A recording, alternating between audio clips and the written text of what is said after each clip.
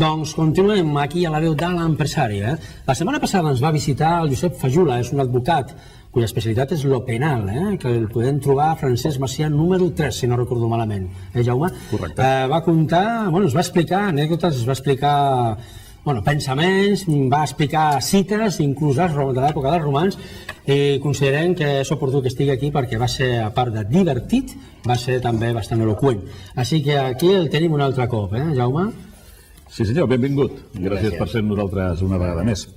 Jo li volia preguntar al senyor Fajula si en el seu gabinet hi va molta gent per resoldre pleits per culpa d'animals. Bueno, no al revés, que els animals portin a la persona allà, no? Bueno, podria ser. A veure, ara que està el Pac-Man tan de moda, no? Amb el Toro de la Vega, per exemple. Sí, abans de tot els voldria dir que la meva especialitat personal és el penal, el que no vol dir que en el meu bufet no es facin moltes altres especialitats. Sí, he parlat de la teva, però el teu bufet sí que toqueu pràcticament totes les vessants. Bueno, totes no, però algunes que ja les vaig comentar l'altre dia, que són el dret civil, el dret mercantil, el dret fiscal, bàsicament, i el dret penal i el dret de família. Aleshores, perquè tinc la sort, això no ho vaig dir l'altre dia, però volia dir, tinc una sort de tenir un equip molt qualificat, magnífic, ben estructurat i sense el qual jo no podria fer res del que faig. A col·lació del que estàs dient, jo que he estat al teu bufet, em va sorprendre, tots són dones. Sí. I dius tu que estava millor amb les dones que no passa amb els homes. Bueno, jo és que crec que és una qüestió evident, que passa que a la nostra societat això li costa reconèixer-ho. El sexe fort és la dona, les dones són molt més ràpides, són molt més intuïtives, són molt més efectives, són molt més eficients, són molt més lluitadores. Per arribar a una dona on han arribat les meves col·laboradores o altres dones preparades, han hagut de lluitar molt més que els homes. Jo estic segur que l'Anna Patricia Botín ha tingut que lluitar molt més, tot i sent qui és, que si hagués sigut un home, no? Perquè la respectin els consells d'administració. Aleshores, sí, tots són dones perquè crec molt més en l'eficiència de la dona, en l'efectivitat de la dona que en la de l'home. Aleshores, retomem la pregunta del Jaume, del tema animals. Tornem al tema dels animals. Hi ha molts pleits per culpa de les mascotes, de gent que no ho veu clar, per exemple, això dels toros. Bueno, nosaltres hem començat ara aquest any, hem fitxat a una especialista en dret animal. Això surt a la nostra pàgina web. Després m'agradaria que la diguéssiu perquè la gent pogués veure la pàgina web, perquè jo penso que és interessant, és molt curta, no parla de màster. Aprofiteu, Fredi, sisplau, posem aquí la pàgina web del senyor Fajula. I aleshores ja es parla d'això, el dret animal. Hem agafat un especialista en això perquè penso que a nivell de sensibilització social és una cosa que ens hi hem d'integrar. O sigui, el que no pot ser és que en aquest país es vegi com en el telediari abans d'ahir un senyor arrossegant un gos amb el cotxe i això quedi com una anècdota, no? I el senyor aquest a la tele es faci com l'ofès fins i tot. Tots els països evolucionats per una qüestió de civilització, d'educació, doncs això ho tenen previst, i el dret animal és una cosa que està pujant i que s'ha de respectar, perquè són éssers vius que estan amb nosaltres. Però sabeu, el problema de tot això és l'educació.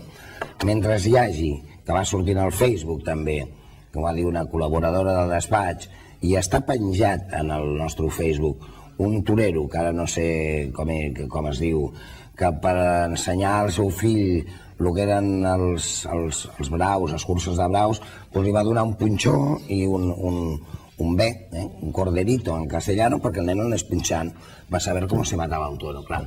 Mentre hi hagi aquesta situació d'incultura, penso que el nostre país és molt incult, el nostre país a la gent no li importa tant què fan en el Liceu, sinó qui té raó, si la María José Campanario o la Belén Esteban, vull dir, i mentre estem punxant el torero i surtin al Facebook, doncs no. A col·lació de los famosos que menciones, n'hi ha un tema que tu de vegades comentes, que n'hi ha assumptes importants que tenen certa notorietat i altres que tenen importància, no? Realment... Jo sempre, quan em veu preguntar, de dir algun assumpte important, jo podria citar assumptes notoris, que no ho faré, assumptes notoris que han sortit a la premsa, que han sortit a la premsa escrita, que han sortit a la tele, hi ha hagut notorietat o per les persones o per el que s'estava parlant. Però això no vol dir que sigui un assumpte important. Jo penso que un assumpte és important per la persona, per la persona que té un problema, el seu problema és el més important. I en el nostre despatx partim de la base de que aquell senyor que el volen fer fora del pis de lloguer, per posar un exemple, encara que potser és un exemple massa recurrent, és igual d'important que el banc que té una querella que han de posar, que li demanaran 500 milions d'euros. Quin és l'assumpte més important? Home, potser el que té més notorietat serà el del banc, però la importància dels dos és exactament la mateixa. Parlant de bancs, i ara que ho esmenta, la gent del carrer tenim alguna possibilitat d'establir plets amb els bancs i de guanyar-los? Home, n'hi ha. N'hi ha, el que passa que s'ha de lluitar, s'ha de lluitar molt. És difícil lluitar contra un banc. És difícil, jo he estat, ja no em sembla que ho vaig dir la setmana passada, molt de temps portant tota l'àrea penal d'un gran banc, a l'estat espanyol. Aleshores, el banc té tots els mitjans econòmics per fer una guerra, i pot resistir un procés que és costós, que és desgastador.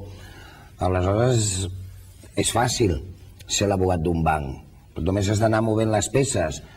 El particular que va contra un banc té que tenir les coses molt clares per fer punt al banc. Si no se li fa punt al banc, no es aconsegueix res, perquè aguantar un pleit per un particular llarg és molt costós.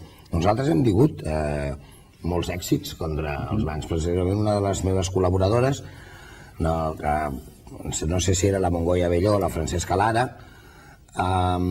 surt en el Facebook que diu fulana de tal el azote de la banca, perquè per les preferents hem guanyat moltíssims pleits contra bancs que els han condemnat amb les costes.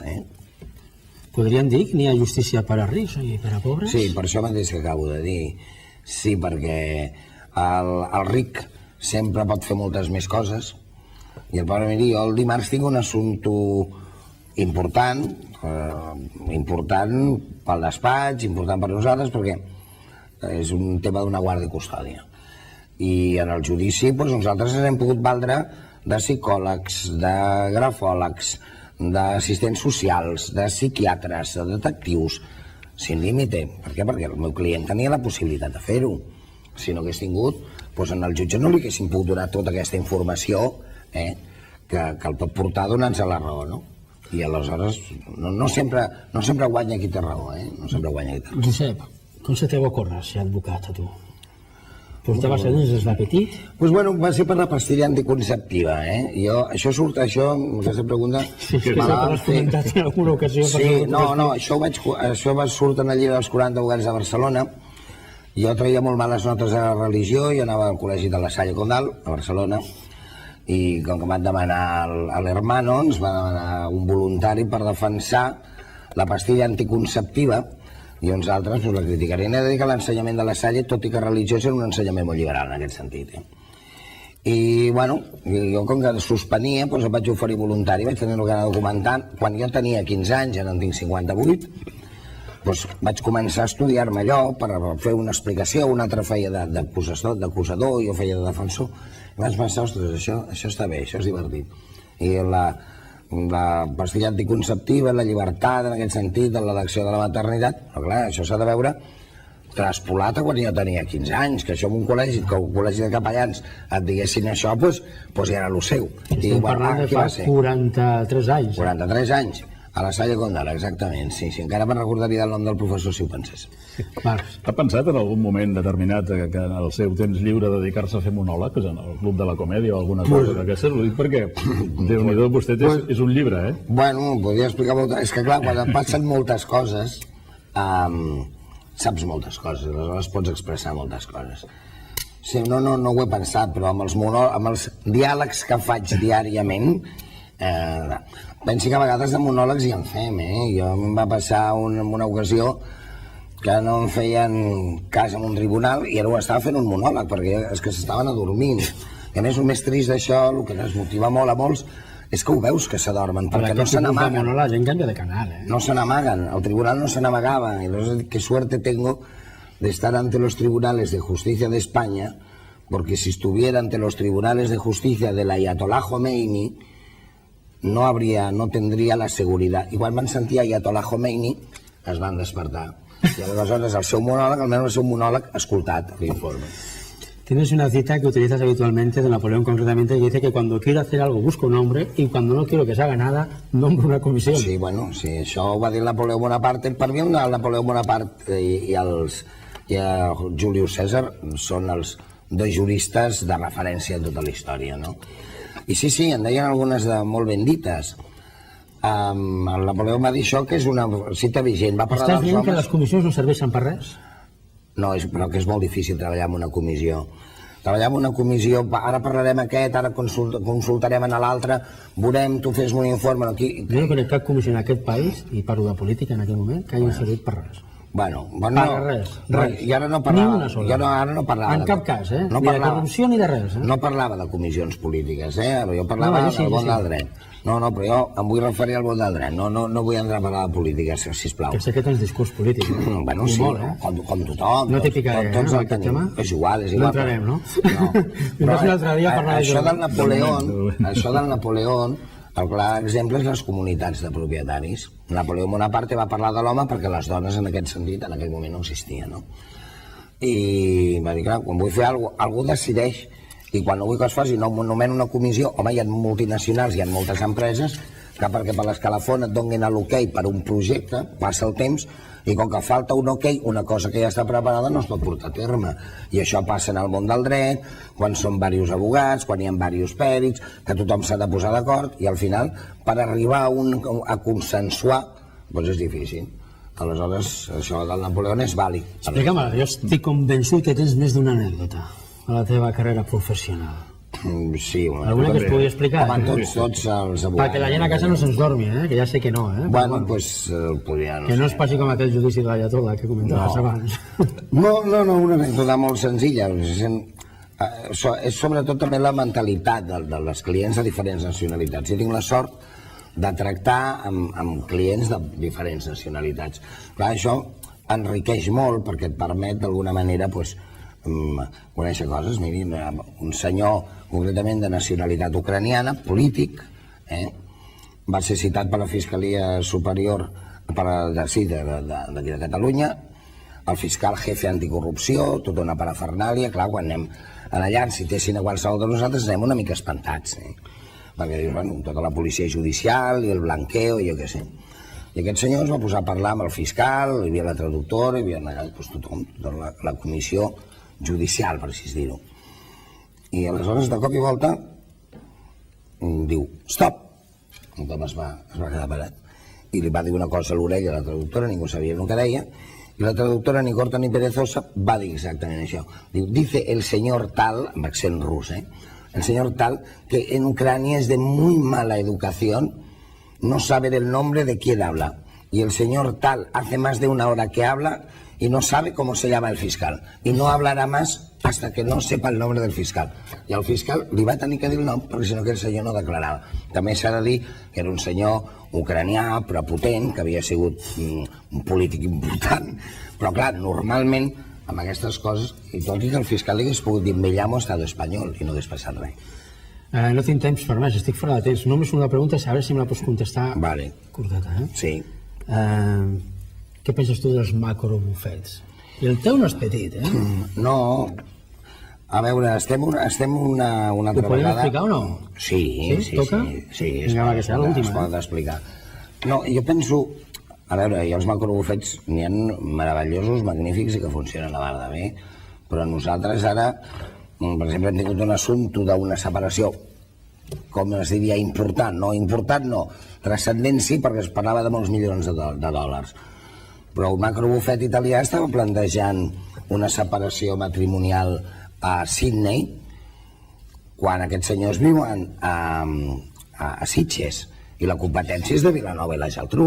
I aquí he implicat un macrobufet de Sydney i uns sus corresponsales en Londres i al final nosaltres es va venir i al final l'assumpte s'ha portat a Vilanova i la Geltrú. Vull dir que, tornem a lo del Napoleó, la gent ja vol que hi hagi una bona estructura, però vol confiar en una persona. La gent el que vol és una persona que resolgui aquell assumpte, no uns equips de gent molt preparada que avui parles amb uns, avui parles amb altres.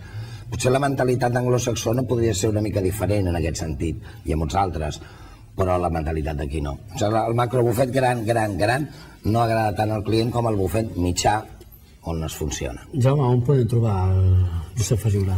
Doncs t'ho dic ràpidament. Fajula Codina Advocats és a la plaça Francesc Macià número 3, quart segona, i també tenim un número de telèfon per si voleu trucar, que és el 93 201 64. Ara el posem aquí en pantalla. Ja posem en pantalla. Sí, senyor Fajula. Tinc d'acomiadar, S'ha fet curt, això, Doncs molt bé. Ja que es fa curt? Ja em cridaré un altre dia, quan Clar vulgueu. que sí, tindràs que tornar el mes que ve, home, com que no? Si n'hi ha un follament d'anècdotes que explicar i de coses que comentar.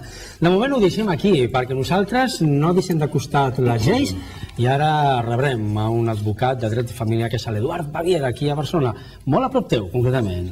Així que no marxeu, 30 segons i tornem a la veu de l'empresari, com sempre.